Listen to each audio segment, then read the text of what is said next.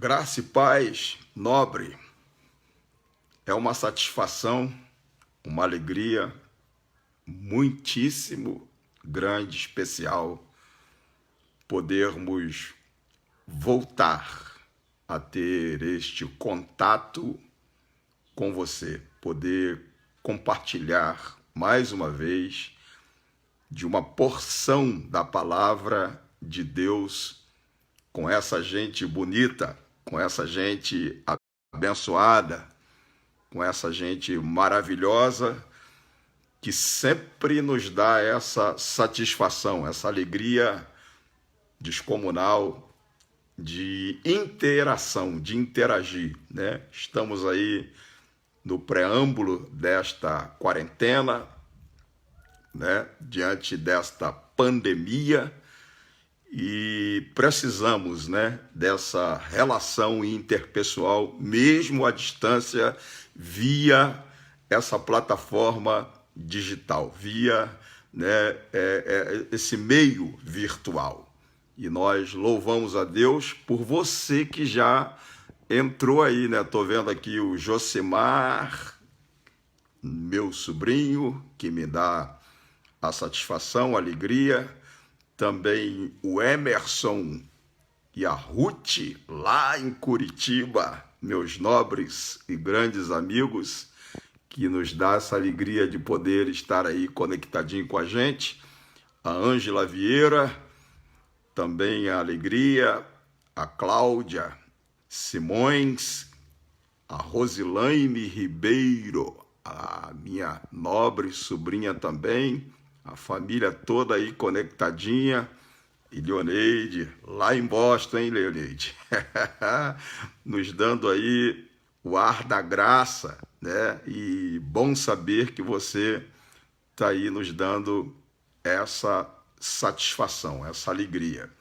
E você, nobre, que ainda não entrou aí, entra logo aí, porque hoje a gente tem uma palavra da parte de Deus que a gente pretende compartilhar com você na noite dessa terça-feira, nessa live, né?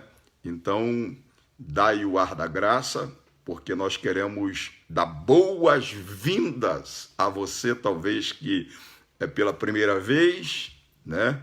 Que está aí conectado com a gente, a Regina Neves, está sempre conosco, é muito bom tê-la, e estou vendo aí também o Marcelo Araújo assistindo a nossa live nessa noite, e estou aguardando aí você dar o ar da graça. Quero agradecer todos vocês que já se inscreveram no nosso canal, e eu continuo solicitando, meu nobre amigo, você que ainda não escreveu, que não se inscreveu, por gentileza, faça isso o mais rápido possível. Marcos Araújo, Albertina, também nos dando alegria.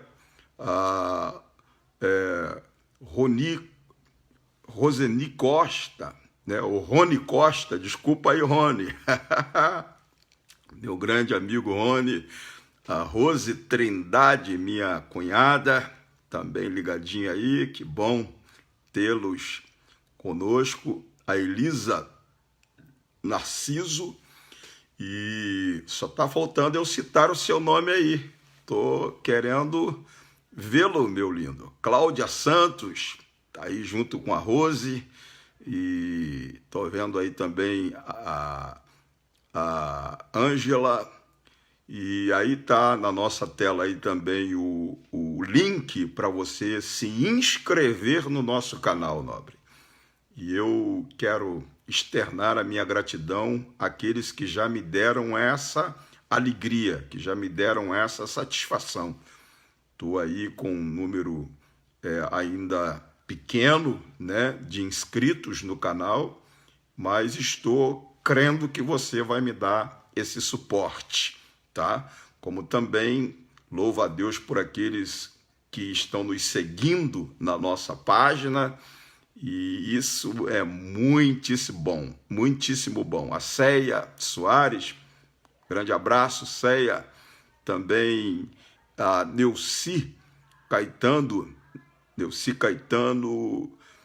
Prudêncio da Silva, e você que está longe de nós, fora da cidade do Rio de Janeiro, fora do Brasil, diz aí para nós a sua cidade, o seu estado, também é o seu país, né? O Adilson de Oliveira, também o Jaime Figueiredo, e tá aí o povo entrando aí em contato, e isso nos deixa motivado, isso nos deixa encorajados, animados para prosseguir nesse projeto de edificar, confortar, consolar, exortar o povo de Deus a viver uma vida de fé equilibrada nos princípios que estão exarados na palavra de Deus. O Júlio Ribeiro Araújo, que nos dá também aí o ar da graça, da sua participação. E só está faltando você, lindo. Só está faltando você, meu nobre, minha nobre. E já queremos começar a nossa live entrando aí no texto que propomos ministrar nessa noite, mas estou aguardando aí a sua frequência, né? A sua presença. E aí agradecemos a Neide Aparecida, a Ângela, já falamos, a Ângela Vieira, e quero externar a nossa gratidão também a Mailângela de Oliveira, então a Michele Oliveira, tá lá de Itajaí, em Santa Catarina. É isso aí, ó. Diga a sua cidade, diga o seu estado, diga o país que você está aí conectado com a gente, porque aí fica assim melhor para a gente externar a nossa gratidão para você, tá certo? Então, estou aguardando mais uns minutinhos para a gente já entrar na palavra nesta noite. O tema da nossa live nessa noite é sobre o Evangelho do Reino, né? O Evangelho do Reino é o tema que nós estaremos ministrando nessa live dessa noite. Então, gostaríamos que você pudesse aí compartilhar nas suas redes sociais com o objetivo de que as pessoas possam estar também sendo agraciados com a bênção de Deus. Estamos vendo aqui alguém lá de Joinville, pastor, lá de Joinville, conectado conosco, e isso é muitíssimo bom, né? E louvamos a Deus por você que nos dá aí essa alegria, né? Tô vendo aí o Maxwell, que bom, meu nobre amigo Max, conectado aí conosco, grande mesmo, grande amigo, e a gente tem aí uma aliança de amizade muito boa, e tê-lo participando nessa noite conosco nos deixa super animados, né? O meu amigo Rubens Silva, lá em Carolina do Norte, na América, né? Grande abraço, Rubens, grande abraço aí para Doris, e nós louvamos a Deus por todos vocês que nos trazem aí essa satisfação. A Daiane e Gilson, né? Também a Cristiane Machado, estou vendo aqui o Dizizel, né? Que está nos dando aí também o ar da graça, o seu contato. Enfim, você compartilha aí nas suas redes sociais para a gente dar uma olhada num texto bíblico que está no Evangelho de Lucas. Ei, estou só esperando você para me ler o texto, tá? E quanto mais diligente, rápido você for, um tanto mais a gente vai desfrutar do tempo que a gente dispõe, tá certo? Então, faça isso. A Daiane e o Gilson já deram ali o ar da graça. Só está faltando você, meu nobre. Vamos lá, porque já estou com o texto aberto em Lucas, Evangelho de Lucas. Se você dispõe aí de um exemplar da Bíblia, meu amigo, meu nobre, mestre, pastor Paulo César Souto, lá de Portugal, né? Um grande mestre, um grande expositor da palavra de Deus, e a gente tem aí uma grande aliança de amizade, e já na quinta-feira estaremos fazendo uma live com a igreja lá de Portugal, pastoreada por esse nobre, digníssimo amigo, pastor Paulo César Souto. Também a Cristiane Ferreira, lá de Boston, nos dando aí a satisfação da sua participação, e nós vamos entrar no texto, tá? E vamos abrir aí as nossas Bíblias, não sei se você já tem um exemplar, no capítulo 3 do Evangelho que escreveu Lucas.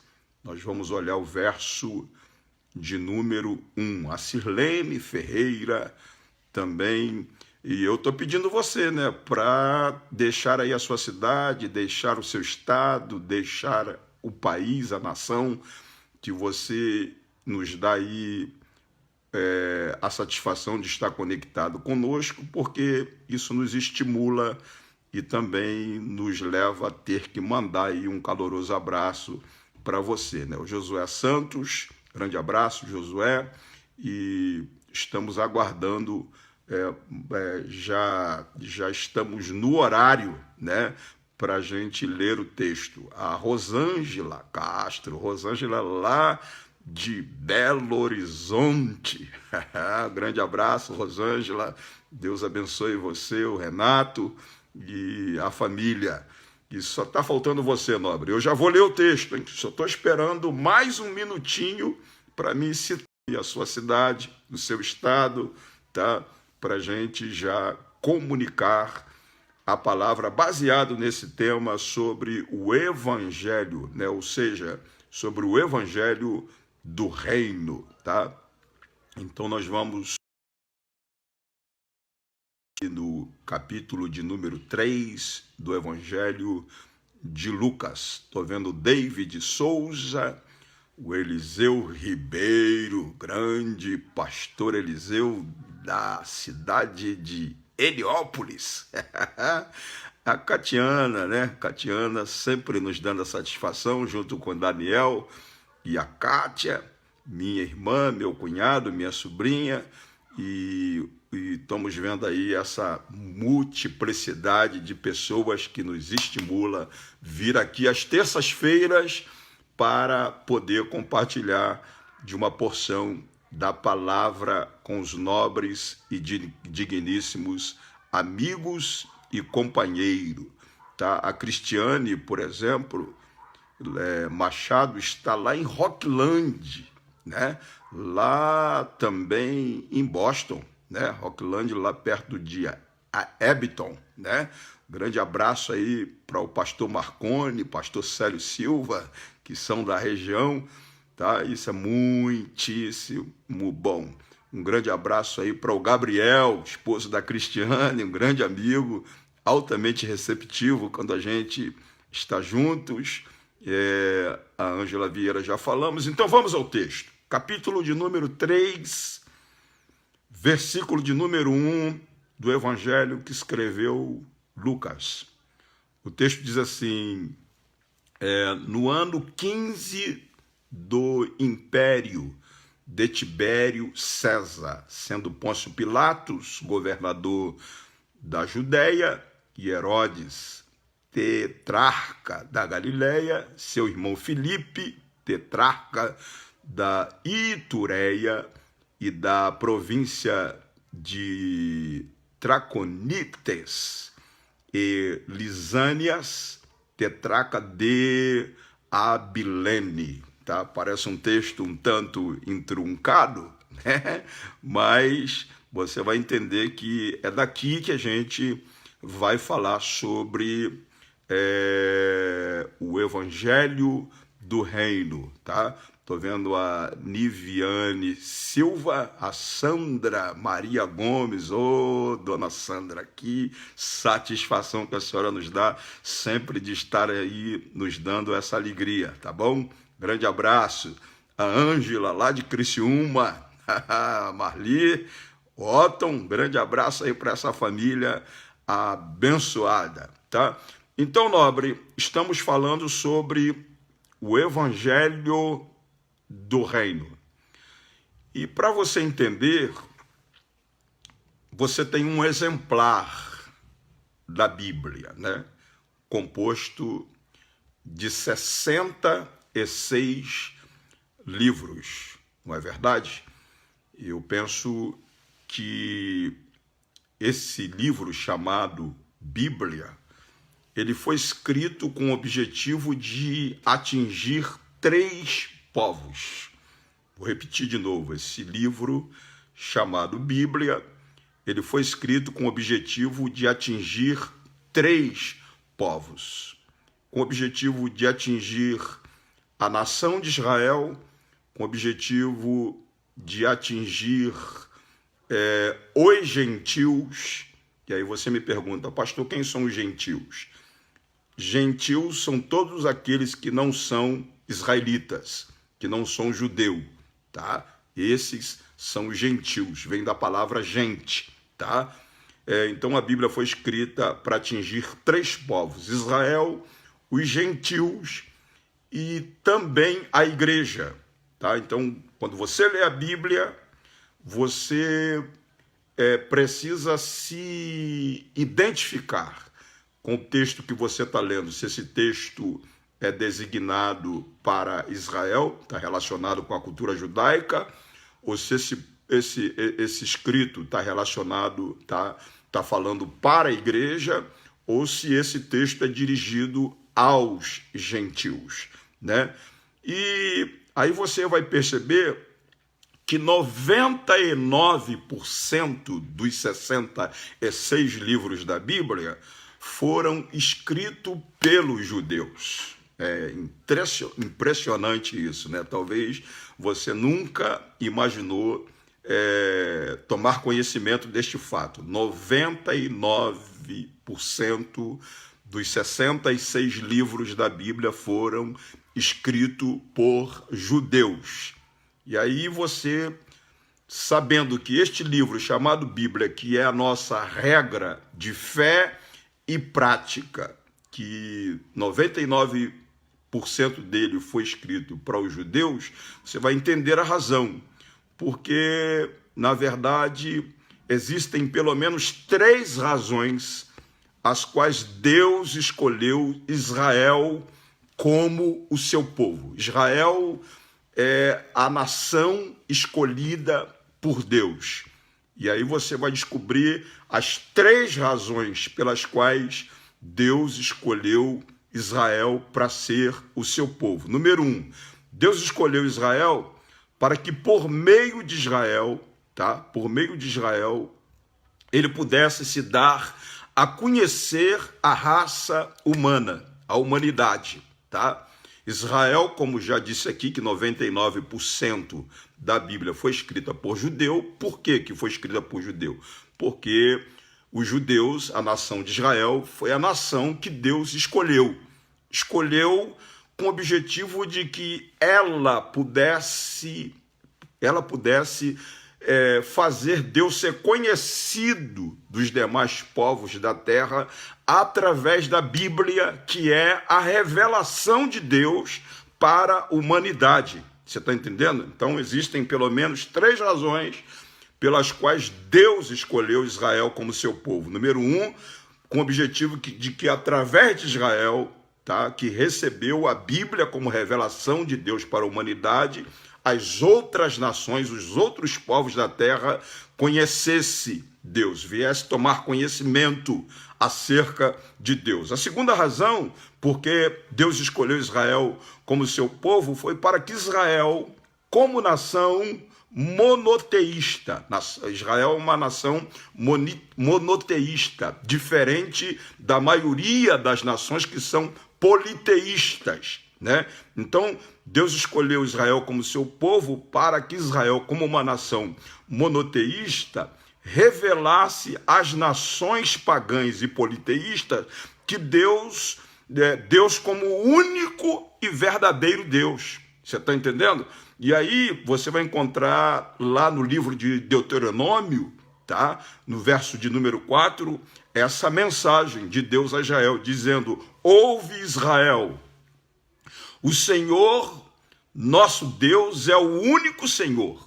Então, Deus escolheu Israel com o objetivo de que Israel, como uma nação monoteísta, pudesse revelar para as nações pagãs e politeístas que só existe um único e verdadeiro Deus, tá? Então essa é a razão, a segunda razão pela qual Deus escolheu Israel. E a terceira razão pela qual Deus escolheu Israel foi para que Israel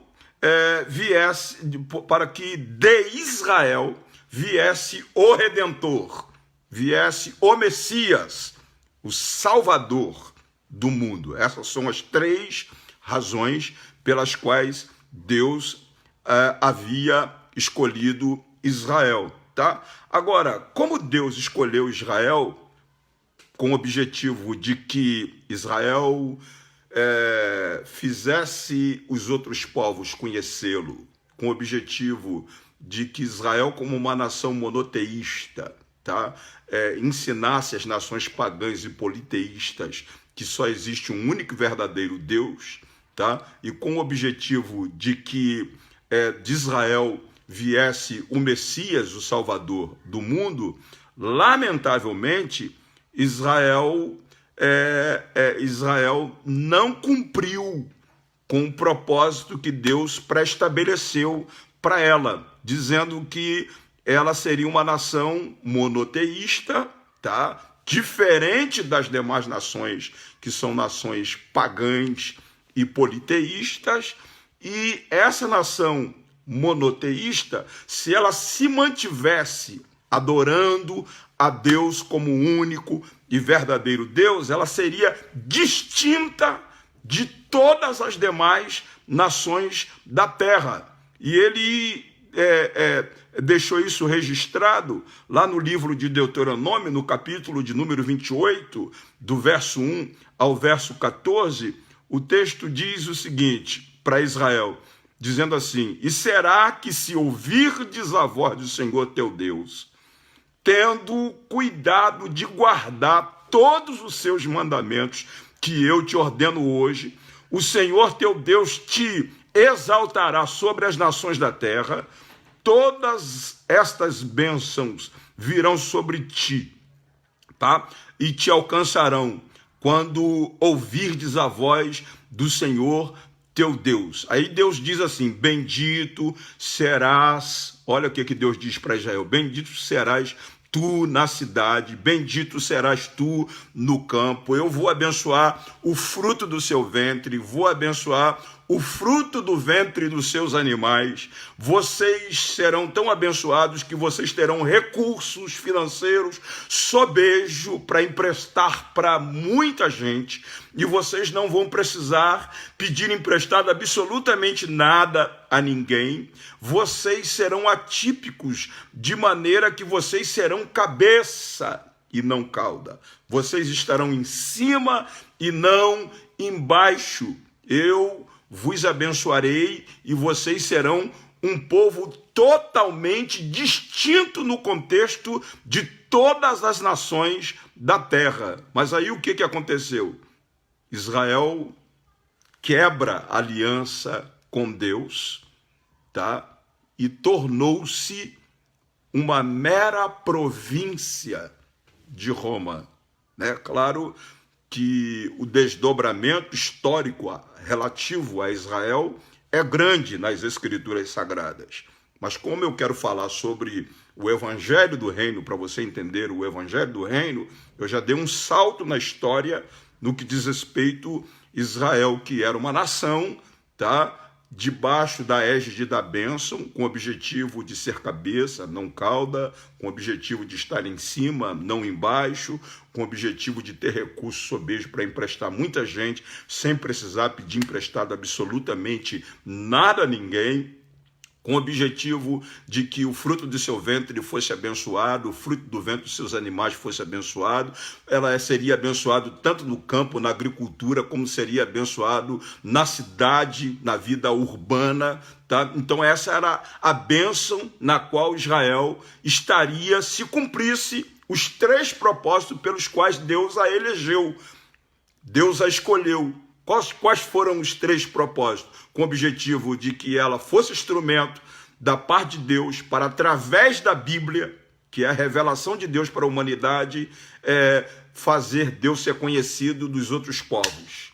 Número 2, com o objetivo de que as nações politeístas entendesse, através da postura de Israel como uma nação monoteísta, que só existe um único e verdadeiro Deus. E, em terceiro lugar, com o objetivo de que, através de Israel, viesse o Redentor do mundo, o Salvador do mundo, o Messias prometido. Como Israel quebra a aliança com Deus, o que aconteceu com Israel? Se tornou uma mera província de Roma. Ela perdeu a identidade nacional. A nação perdeu a identidade nacional e estava agora sob o domínio do Império Romano. Foi por isso que eu li esse texto de Lucas, capítulo 3, no verso 1, que diz que no ano 15 do Império de Tibério César, quer dizer, o imperador de Roma, na época de Jesus, era Tibério César. Tá? O Pôncio Pilatos era o governador da Judéia, o Herodes, o tetrarca da Galileia, seu irmão Filipe, tetrarca da Itureia, da província de Traconites e Lisânias, e tetrarca de Abilene. Tá? Então, essa é a estrutura do governo romano no contexto de Israel como província de Roma, né? Então, a nação perdeu a identidade nacional e ficou sob o domínio do Império Romano. E aí, meu amado, nesse sentido o aspecto político, né? Agora, no aspecto religioso, sob o domínio de um sistema religioso comandado por 2 sacerdotes, um que era sumo sacerdote e o outro era sacerdote, tá? Está lá no livro de Lucas, no capítulo 3, no verso 1 também, diz que sendo Anás e Caifás, nessa época, né, sumos sacerdotes, tá? Veio no deserto a palavra de Deus a João, filho de Zacarias. Foi nesse contexto político, nesse contexto de caráter religioso, meu nobre, que veio a palavra de Deus a João, tá? Veio a palavra de Deus a João, filho de Zacarias, lá no deserto da Judéia, tá? Só para você entender, o sistema religioso, tá, era norteado nessa época que João emerge, que João aparece com a missão de ministrar a palavra de Deus, que você vai entender que está relacionado com o evangelho do reino. João aparece num contexto religioso que tinha como sumo sacerdote Anás e Caifás, e você vai ver que o sistema religioso era norteado teologicamente por 2 escolas de caráter teológico. Uma conhecida como a escola dos saduceus, tá? Todo o aspecto teológico que se desenrolava no contexto religioso governado por Anás e Caifás, que eram os representantes oficiais da religião nos dias de Jesus, era norteado por essas duas escolas teológicas. Uma chamada Escola dos Saduceus, você já deve ter lido no Novo Testamento a história dos saduceus, e os saduceus mantinham os seus fundamentos teológicos nos escritos de Moisés, e aparentemente eles eram zelosos, eles eram ortodoxos, porém não eles não acreditavam em manifestação sobrenatural da parte de Deus. Tá? Você vai ver isso no livro de Atos dos Apóstolos, no capítulo 23, no verso de número 8, o texto diz que porque os saduceus dizem que não há ressurreição, nem anjo, nem espírito, mas os fariseus conhecem uma e outra coisa. Então, os saduceus eram um grupo, era uma escola teológica, mas uma escola teológica tradicional. Uma escola teológica que não acreditava na ressurreição dos mortos, não acreditava nos anjos e nem em espírito, ou seja, eles não acreditavam em manifestação de caráter sobrenatural da parte de Deus. Então essa era a escola dos saduceus. E você vai encontrar no mesmo texto os fariseus que, diferente dos saduceus, acreditavam, tá? Acreditavam tanto na ressurreição dos mortos, como nos anjos e também em espírito, tá? Então você vai ver que os fariseus, eles criam nas manifestações sobrenaturais de Deus, diferente dos saduceus, que não criam, e o fundamento teológico dos fariseus, deles, era das escrituras do Antigo Testamento. Tá? Das escrituras do Antigo Testamento, só que eles tinham um defeito, eles colocavam a tradição deles em pé de igualdade com as escrituras sagradas. E Jesus repudiou essa postura indecorosa da parte deles, pois o texto diz: porque transgride os teus discípulos a tradição dos anciãos? Isso eles fazem essa pergunta no capítulo 15 do Evangelho de São Mateus, questionando Jesus. Eles dizem para Jesus o seguinte: por que transgride os teus discípulos a tradição dos anciãos? Pois não lavam as mãos quando comem pão. Ele, porém, Jesus respondendo, disse para eles o seguinte: por que transgredis vós também os mandamentos de Deus pela vossa tradição? Aí Jesus diz: assim vocês invalidam a palavra de Deus com a vossa tradição, colocando a palavra de Deus em pé de igualdade com a vossa tradição. Então, recapitulando, para você entender, né, que Israel quebra aliança com Deus, né? Daí ela passa se tornar uma província do Império Romano, tá? Só para você guardar o que eu estou dizendo. Passa a se tornar uma província do Império Romano e fica debaixo do domínio político do Império Romano, tá? Fica ali debaixo, totalmente governado como uma província de Roma, tá? Mas as suas praticidades religiosas é preservado. O governo romano não tira o direito deles preservarem a praticidade deles religiosa fundamentada na lei de Moisés, tá? E daí o que acontece? Os representantes do sistema religioso na época de Jesus era Anás e Caifás. Eles eram oficialmente os sumos sacerdotes que estavam na liderança religiosa da nação de Israel.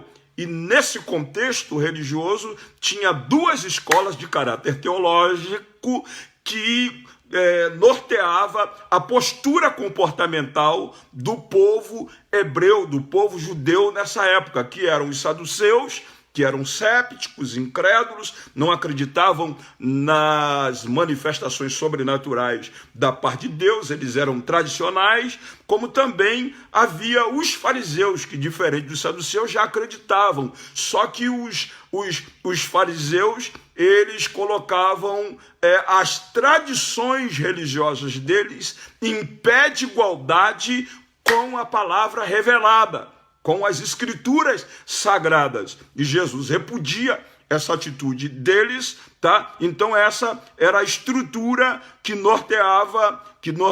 E tinha também os escribas. Os escribas eram considerados os eruditos, eram considerados os sábios, os teólogos dos judeus. Eles eram os intérpretes da lei. Tá? Eu estou falando de duas escolas, saduceu e fariseu. Aí você pergunta, mas os escribas deveria ser a terceira escola? Não, não era a terceira escola, porque existia fariseu que era escriba, e existia escribas que era fariseu.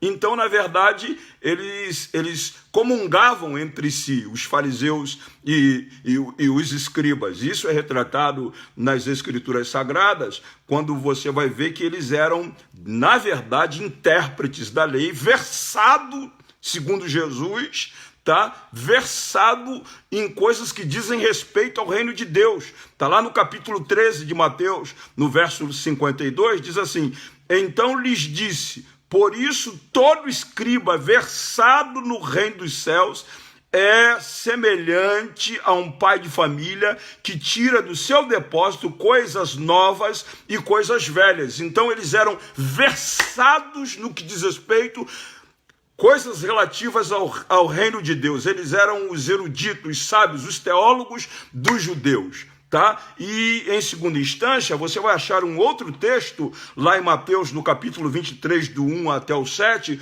quando Jesus fala que a postura comportamental deles, a despeito de serem versados no reino de Deus, era uma postura que Jesus também repudiou. Está lá no livro de Mateus, no capítulo 23, do 1 ao 7, que diz assim: então falou Jesus às multidões e aos seus discípulos, na cadeira de Moisés se assentam os escribas e os fariseus, fazei e guardai, pois todos quanto eles vos disserem, porém não imiteis as suas obras, porque dizem e não fazem. Tá? Aí Jesus repudia dizendo que eles, na verdade, colocam fardos pesados e difíceis de carregar e expõem e põem sobre os ombros dos homens.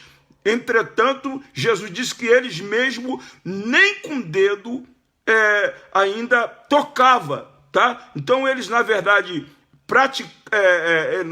eles não praticavam o que eles ensinavam. Jesus repudiou os escribas por essas atitudes que se incompatibilizava com os princípios que norteia o reino de Deus. Eu estou fazendo esse background, estou fazendo esse arcabouço, estou te contextualizando com contexto para me falar para você acerca do evangelho do reino, tá? Para você entender a questão relativa ao evangelho do reino. E sob o ponto de vista de Jesus, tanto escriba quanto fariseus e saduceus que governavam o aspecto doutrinário do povo através das escolas teológicas às quais eles representavam, sob o ponto de vista de Jesus, eles eram guias cegos. Veja bem o que Jesus diz lá no capítulo 15, no verso número 14. Deixai-vos, são cegos,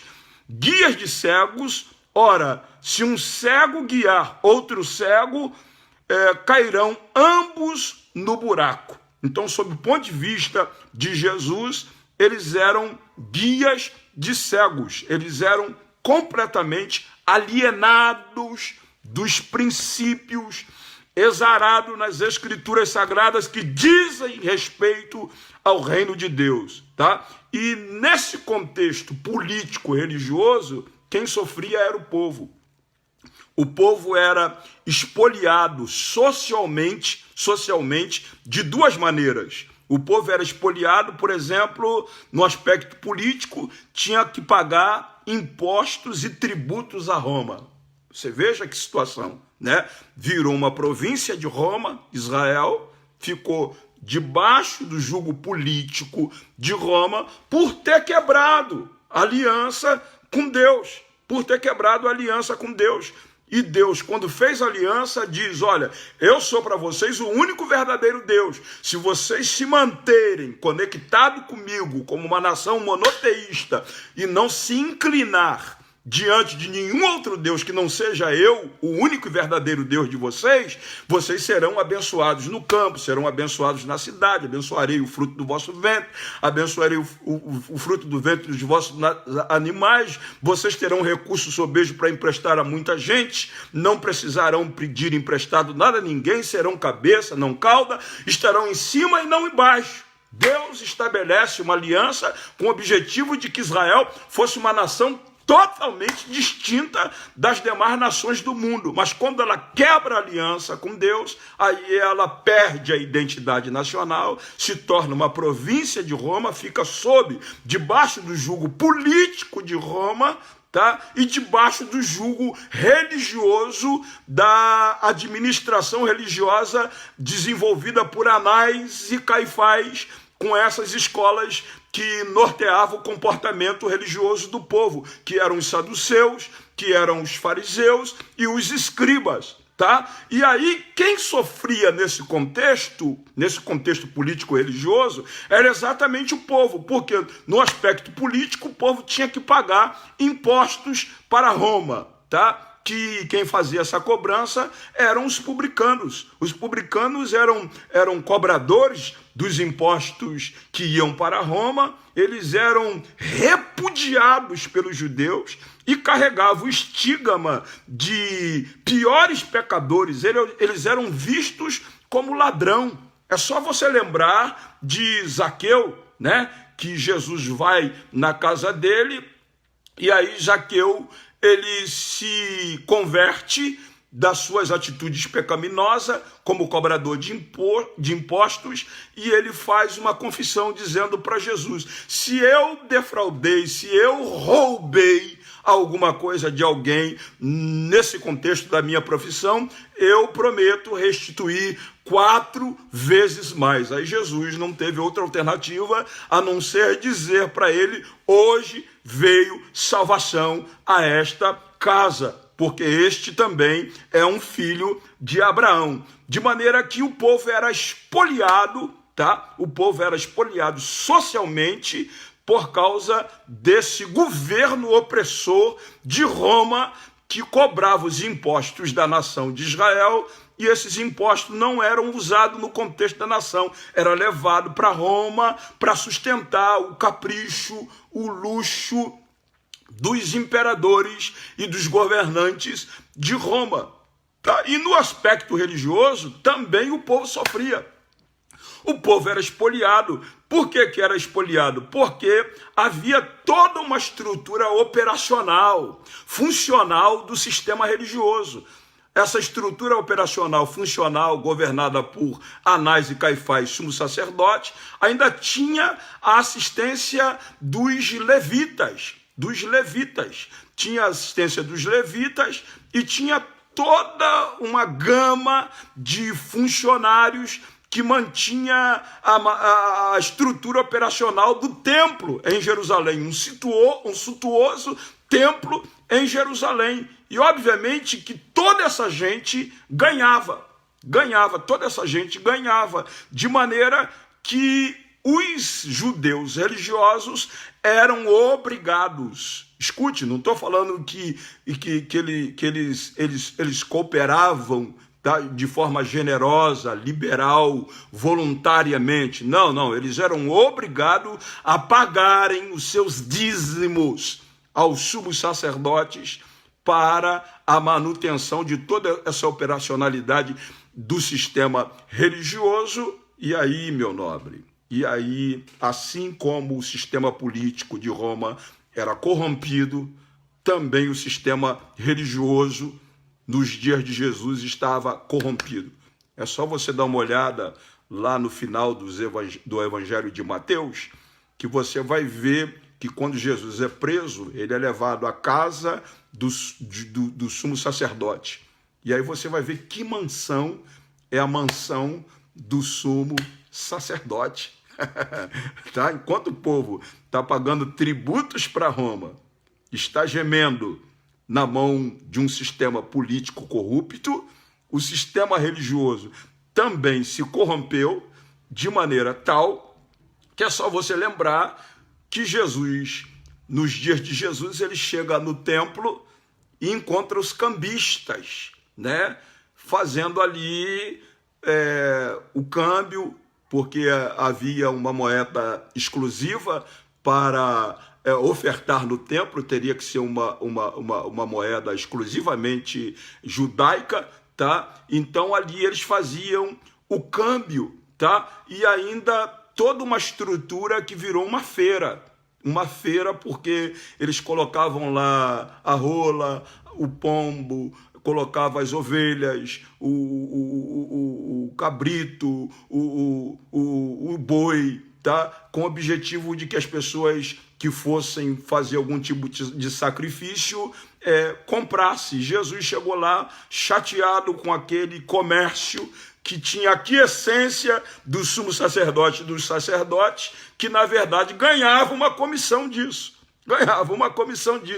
Aí Jesus chega lá e derruba as mesas, expulsa os cambistas e diz que a casa dele é casa de oração, não é casa de comércio, não é casa de negócio. E quem gemia nesse contexto social da nação, quem era? Era o povo, que era expoliado pelos tributos e impostos que tinha a pagar para Roma, que era expoliado porque tinham que dizimar a força para a manutenção de um sistema religioso totalmente corrompido. E aí é nesse contexto, meu nobre, nesse contexto de escravidão, nesse contexto de gemido, de angústia, de aflição, nesse contexto de corrupção generalizada, tanto no contexto político quanto no contexto religioso, foi nesse contexto que o povo aguardava com muita expectativa a chegada do Messias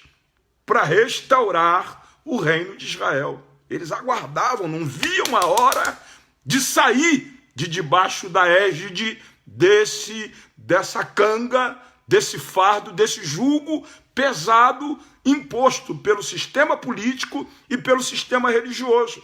E aí é um texto que retrata essa esperança que até nos apóstolos, nos discípulos que ficaram 3 anos e meio estudando no colégio apostólico com Jesus, até no dia da ascensão de Jesus aos céus, ainda há uma pergunta da parte deles, lá em Atos, no capítulo 1, no verso 6 e 7, quando eles dizem, então, os que estavam reunidos perguntaram, Senhor, será que é este tempo em que restaurarás o reino de Israel? Respondeu-lhes, não vos compete conhecer os tempos ou as épocas que o Pai reservou para a sua exclusiva autoridade. Então, eles estavam aguardando um Messias semelhante a Davi, com as mesmas características, guerreiro, vencedor, da mesma estirpe de Davi. Eles aguardavam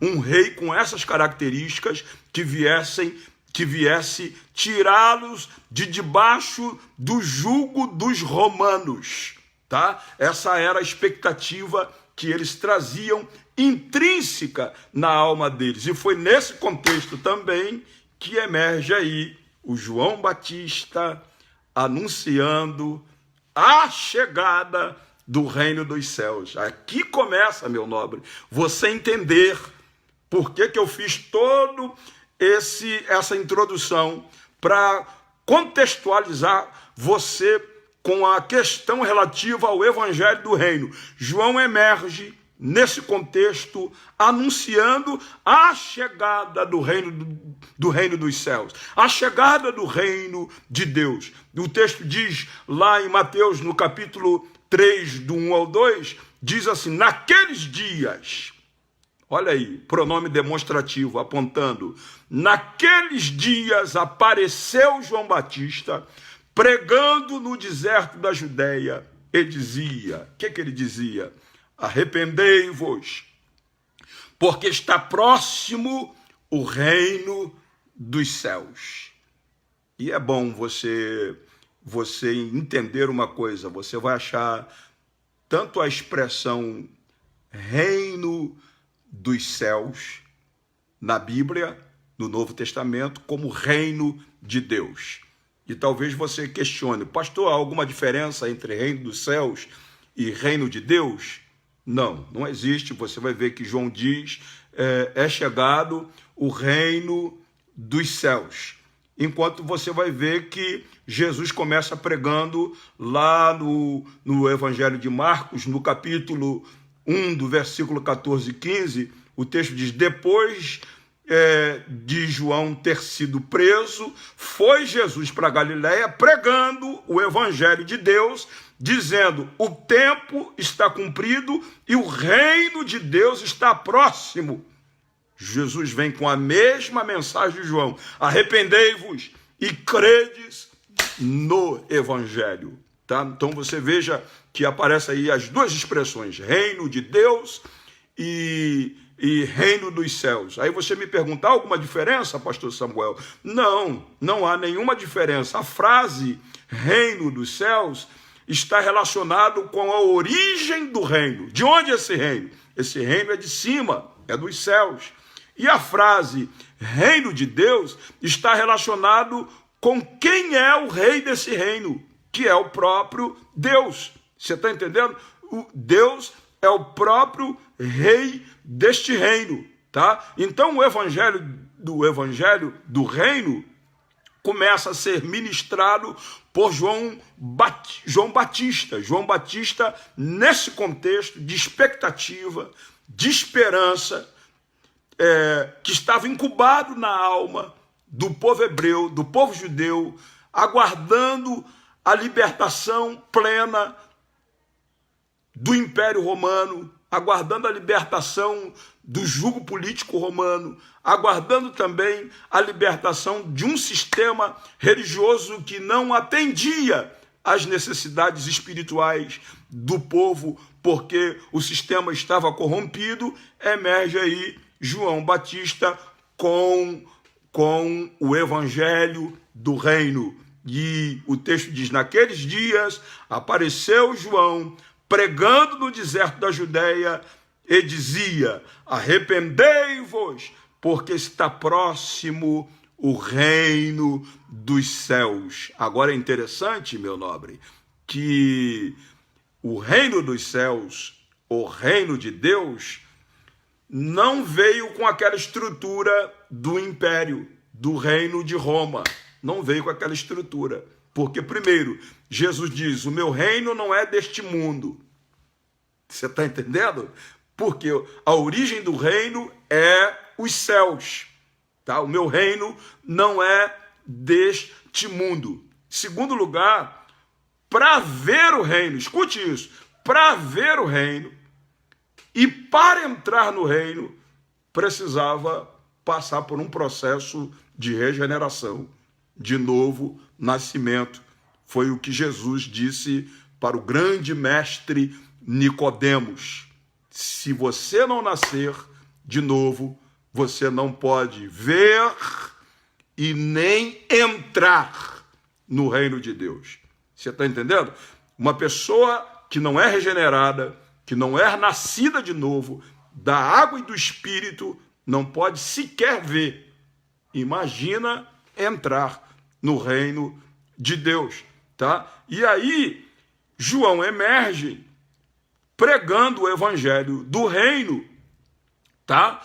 E o evangelho do reino, ele traz consigo uma mensagem em 4 dimensões. Eu queria que você prestasse atenção nisso, nobre.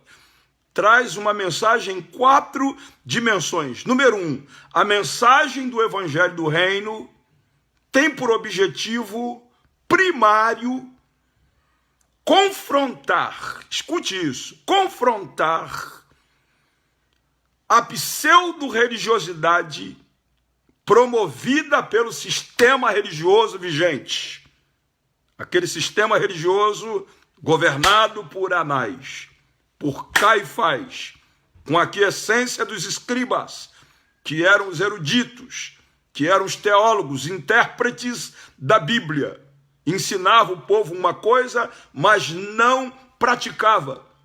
Tá? Jesus disse que eles adoravam com os lábios, mas o coração deles estava ano mil, longe de Jesus. Tá? Então eles tinham uma pseudo-religiosidade. E o evangelho do reino, em primeiro lugar, ele veio para confrontar a pseudo-religiosidade promovida por aquele sistema vigente. E você vai encontrar isso na mensagem de João Batista, que foi o precursor, que foi aquele que começou a pregar o evangelho. Você vai ver lá no livro de Mateus, no capítulo 3, do versículo 5 ao 7, o texto diz assim: então saíam a ter com ele Jerusalém, toda a Judéia, toda a circunvizinhança do Jordão, e eram por ele batizados no Jordão. Veja bem, e o texto diz que eles eram batizados confessando os seus pecados. Eles eram batizados porque a mensagem de João era: arrependei-vos e sejam batizados.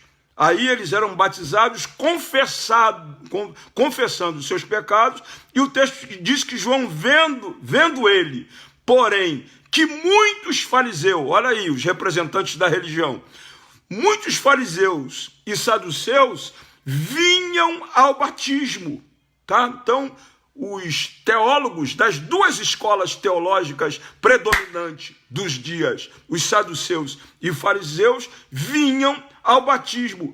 Disse-lhe João, aí João ministra para eles. João disse assim: raça de víboras, quem vos induziu a fugir da ira vindoura? Não comeceis a dizer entre vós mesmos: temos por pai Abraão, porque eu vos afirmo que dessas pedras Deus pode suscitar filhos a Abraão. Então João, aqui meu nobre, João começa a ministrar um evangelho para confrontar um sistema religioso alienado de compromisso com os princípios exarados na palavra de Deus. João os confronta e disse: ora, se o povão vem se batizar e confessa os seus pecados, vocês não pensam porque vocês são teólogos, são eruditos, sábios, intérpretes da Bíblia, não pensam vocês que vocês serão batizados sem passar pelo mesmo processo que passou o povo. Número 1, de se arrepender. Número 2, de confessar os seus pecados. Aí o texto diz que João vendo ele, porém, os fariseus e saduceus vinham ao batismo, aí João chama eles de raça de víboras, bem austero, de forma bem contundente. João chama eles de raça de víboras e pergunta para eles: quem os induziu a fugir da ira vindoura,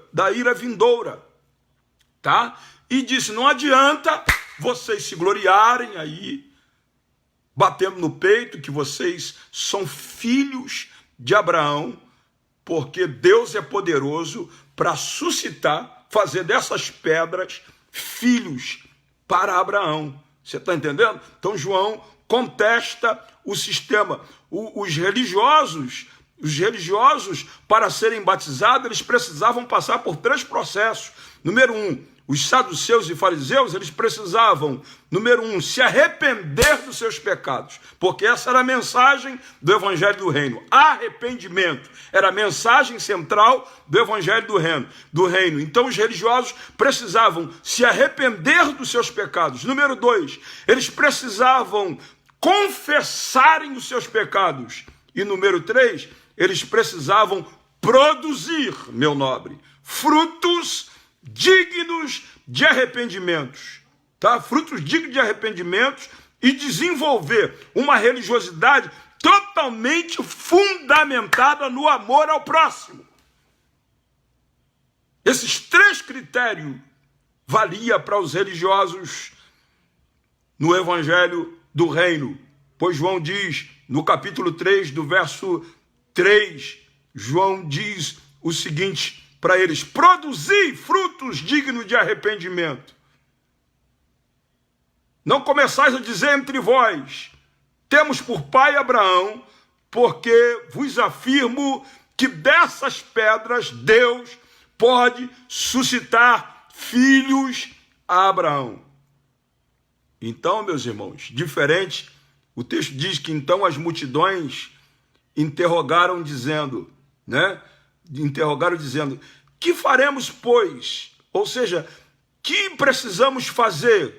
Respondeu-lhe, quem tiver 2 túnicas, olha aí, eles tinham que desenvolver uma prática religiosa fundamentado no amor ao próximo, porque essa foi a regra que João estabeleceu para as multidões que vinham se batizar. Primeiro, as multidões se arrependeram dos seus pecados. Número 2, as multidões confessaram os seus pecados. Terceiro, as multidões também geraram frutos dignos de arrependimento. Que frutos eram esses? O texto diz que então as multidões interrogaram dizendo, que havemos, pois, de fazer? Respondeu João, quem tiver 2 túnicas, reparta com quem não tem.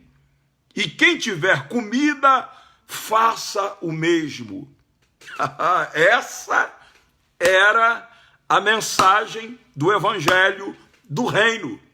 Arrependimento, confissão de pecado e frutos, que retrata que você se arrependeu, confessou os seus pecados, agora você tem que desenvolver uma religiosidade fundamentada no amor ao próximo, tá? Então essa era a regra nos dias de Jesus.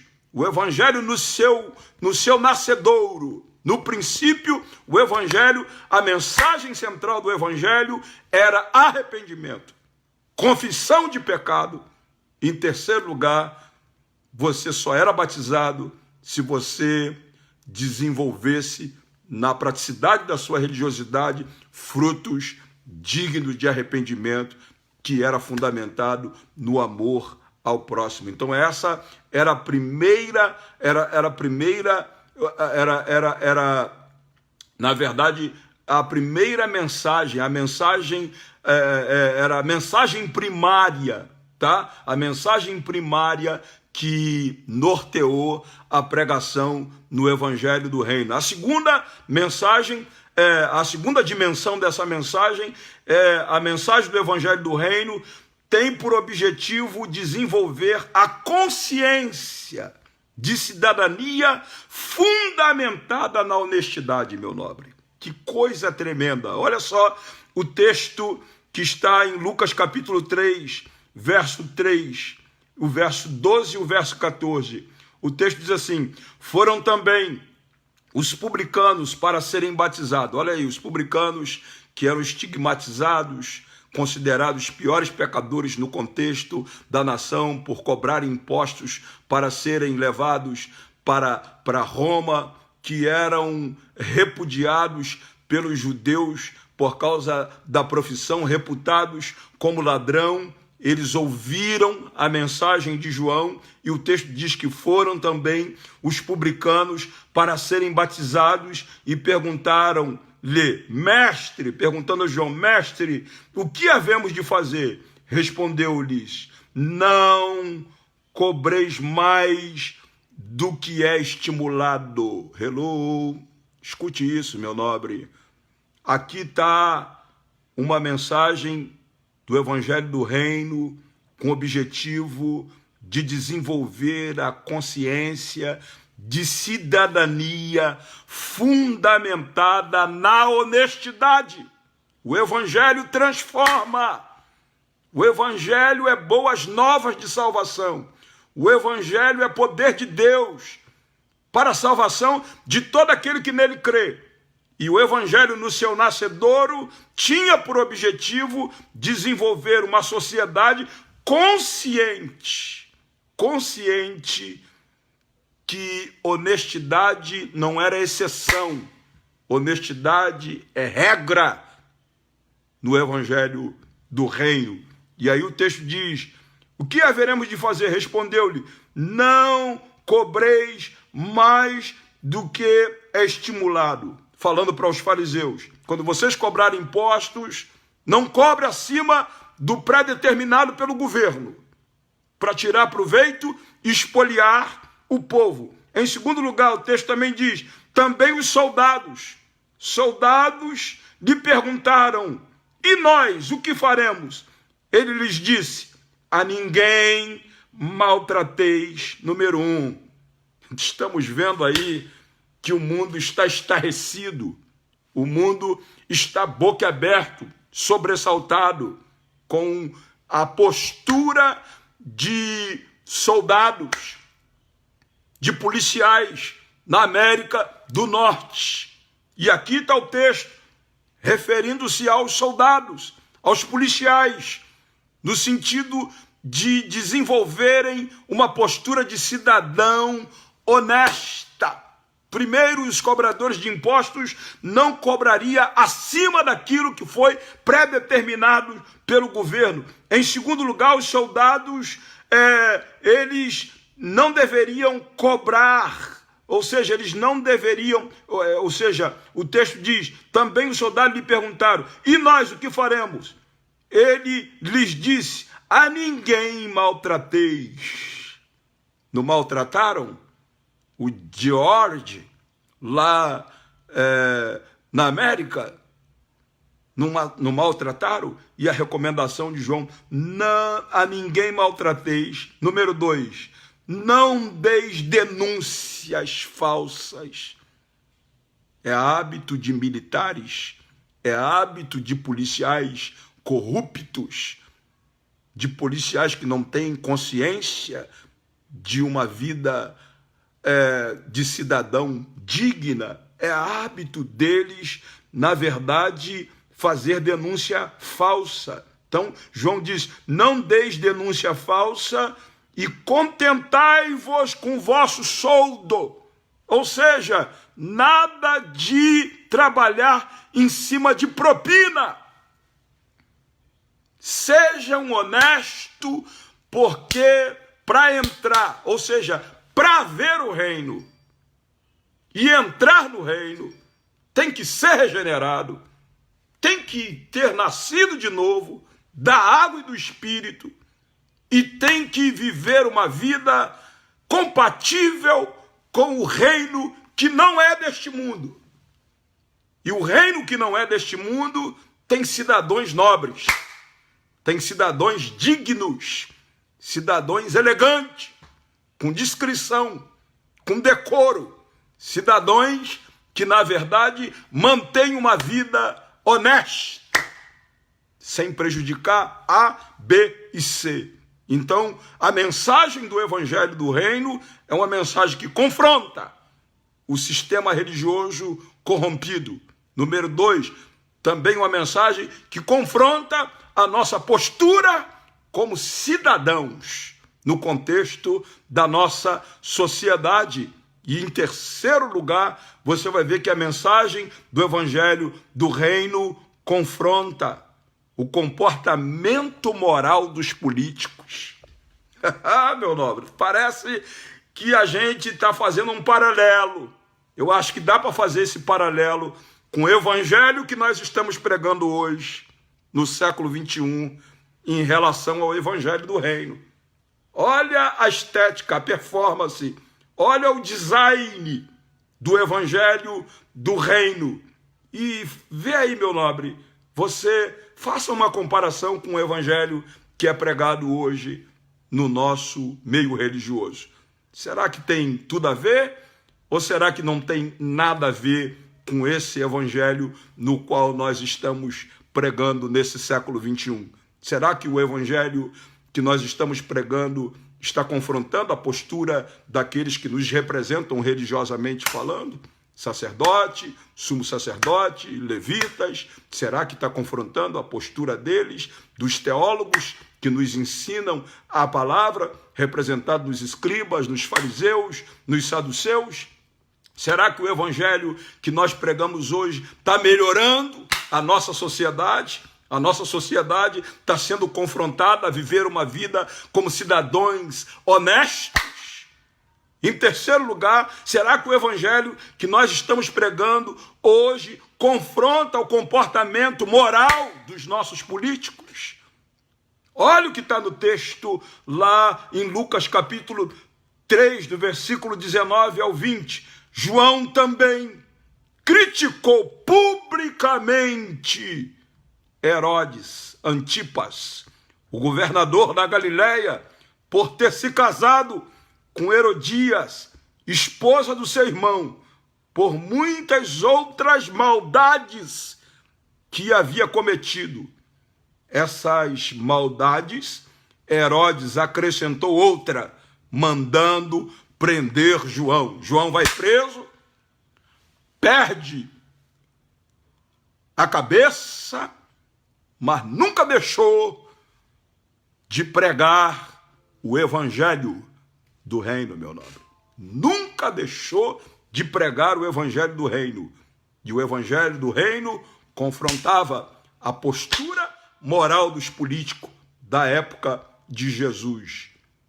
Como confrontava não apenas a postura política, mas toda a índole, todo o caráter, todo espírito de injustiça e de maldade comportamental por parte dos políticos na época de Jesus. Em quarto lugar, para a gente concluir aqui a mensagem do Evangelho do Reino, que coisa linda é essa aqui, é canalizada, é revelada para gente humilde que não tenta usurpar a glória de outrem. Ô, pastor Samuel, não entendi essa. Vou te mostrar no texto. O texto diz, lá em João, no capítulo 1, no verso 19 ao 23, o texto diz o seguinte: e este é o testemunho de João, quando os judeus mandaram de Jerusalém sacerdotes e levita para lhe perguntarem: quem és tu? E confessou, e não negou, confessou: não sou o Cristo. Perguntaram-lhe, então, quem és, pois? És tu Elias? Disse ele, não sou Elias. És tu profeta? Também não sou profeta. Quem você é, afinal de contas? Respondeu, não disseram-lhe, pois, quem és, para que... ou seja, eles responderam, né? Disseram-lhe, pois dize-nos quem és, para que nós possamos levar aqueles que nos enviaram. Disse-lhe João, disse, eu sou a voz do que clama no deserto, endireitai o caminho do Senhor, como disse o profeta Isaías. João não rouba a glória de Elias, João não rouba a glória de nenhum profeta, João não rouba a glória de Jesus, mas ele, de forma humilde, quem você é, afinal de contas? Um profeta? O profeta Elias? Você é o Messias? Não, eu sou apenas uma voz que clama no deserto. Porque o evangelho do reino não cabe megalomaníaco. Não cabe ninguém com mania de grandeza. Não cabe ninguém com objetivo de usurpar a glória de outrem. Você está entendendo, meu nobre?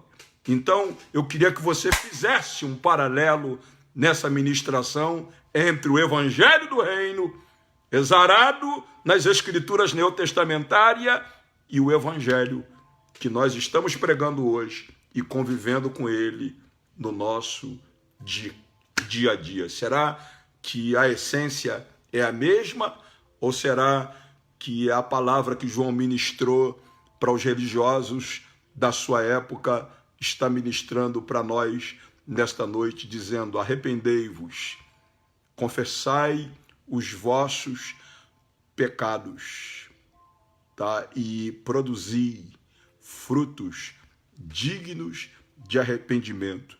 Desenvolva entre vocês uma religiosidade fundamentada no amor ao próximo. E essa pandemia, essa quarentena, está servindo para a gente fazer uma reflexão: que tipo de evangelho que nós estamos pregando, né? Até na cordialidade, na solidariedade com tantas pessoas as quais não têm uma túnica para vestir e não têm do que se alimentar porque o ribeiro secou. Tomara que Deus aplique essa palavra na tábua do seu coração e que você, em nome de Jesus, se foi agraciado com a bênção de Deus, se essa palavra falou ao seu coração, compartilha dela, ela vai ficar gravada aí no nosso Facebook, vai ficar gravada também lá no nosso canal no YouTube, tá? E você compartilha dessa palavra para que as pessoas consigam fazer uma análise entre o evangelho do reino e o evangelho que está sendo pregado no século 21. Que Deus em Cristo aplique essa palavra na tábua do teu coração. E eu te agradeço, nobre, te agradeço, minha nobre, você que me deu a satisfação, a honra de estar comigo até agora, ligadinho nessa live, tá bom? Um grande abraço a todos vocês. Dá aí o seu nome, diga a sua cidade, que eu vou fazer uma oração agora. Mas eu quero seu nome na tela, tá? A sua cidade, o seu país, o seu estado, para a gente levantar um rogos, umas súplicas, um clamor nessa noite, a fim de que Deus possa nos ajudar. Meu nobre pastor Paulo César, muito obrigado por você me dar essa honra. Você é um mestre.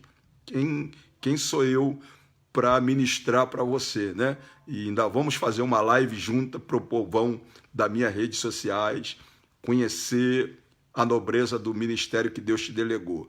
Um grande abraço a Lúcia lá em Boston, que está ligadinha, e um grande abraço para a Patrícia Matos, Renato, um grande abraço para vocês, a Rosângela lá em Belo Horizonte. Olha quanta gente, só está faltando você para me orar, meu nobre, minha nobre. Cadê você? Aonde está aí a Denise, também nos dando alegria, a Sandra nos dando a satisfação da sua conexão, o Osmar Virgílio, que coisa linda, e receber aí essa participação de tanta gente linda e abençoada que enriquece e nos estimula a continuar nesse projeto. Meu nobre, bota aí na sua agenda, às terça-feira, 20h, nós estaremos aqui ministrando a palavra do Eterno. E se você foi agraciado com a bênção de Deus, compartilhe com outras pessoas. Roseni Costa, tá? Minha sobrinha também, que coisa linda. Muita gente aqui, Eliane, Abner, estão aí ligadinho, a Rosilaine, a Eliane, já nós mandamos aí um abraço, o Nivaldo Souza, eu vou orar, hein? Mas quanto mais você entrar, mais eu vou protelando para levantar a oração, tá? Estamos aí com Elias, o Dom Elias, que nos dá também a alegria da sua participação, a Lúcia, o Valdir lá na cidade de Boston, e eu quero citar o seu nome, o Washington Moreira, que nos dá alegria também, o Osmar, já falei do Osmar, que bom, Osmar, o Cláudio Simões, que alegria, e a gente vai levantar um clamor, dá o ar da graça, porque eu quero pedir a Deus para olhar o teu nome aí na tela, porque não vai dar para mim falar o nome de todos vocês, mas eu vou pedir lá de Milford, o Washington Moreira, lá em Boston, e o povão de Boston nos dando, o Júlio, a Júlia Vitória, também conectadinha conosco. Que bom, Júlia, tê-la conectada conosco. Então, nós vamos agora levantar um clamor.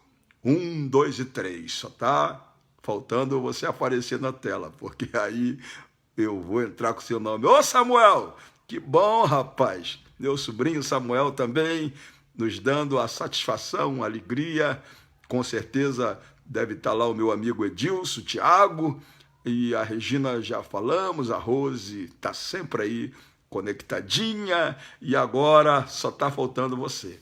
E aí eu quero terminar com uma oração pedindo você, não se esqueça, meu nobre, me dá essa alegria de tê-lo inscrito no meu canal. Está aí o link na tela. Poxa, anota esse link e hoje mesmo se inscreva lá no meu canal, porque a gente vai poder fazer as nossas lives diretamente pelo YouTube. Só estou dependendo da sua ajuda, do seu suporte, tá bom? Então, inscreva lá no nosso canal. Também curte a nossa página, segue a gente na nossa página, e essa interação nunca vai morrer, porque nem distância e nem tempo haverá de dissolver essa aliança de amizade que eu faço com você às terças-feiras. Então vamos levantar um clamor. Pai, no nome de Jesus de Nazaré, eu te bendigo, eu te exalto, eu te tributo meu louvor, eu te dou a minha adoração por esse privilégio que tu me proporciona nessa terça-feira de falar sobre o Evangelho do Reino, Senhor. E nós podemos fazer um paralelo, Senhor, entre o Evangelho do Reino e o Evangelho que nós estamos no contexto dele nesse século 21.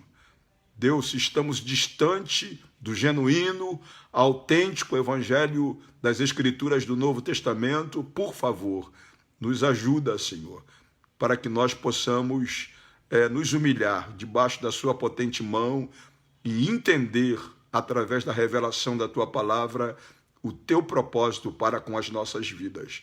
No precioso nome de Jesus de Nazaré, toda essa gente linda, maravilhosa, abençoada, que me deu essa honra nessa noite de estarem ligados comigo, Senhor, nessa live, por favor, não os despeça com as mãos vazias, mas ministra nos lares, ministra nas famílias, ministra na vida daqueles que têm algum parente acometido por algum tipo de enfermidades ou por esse vírus, meu Pai, que tem tomado de assalto as nossas vidas neste tempo.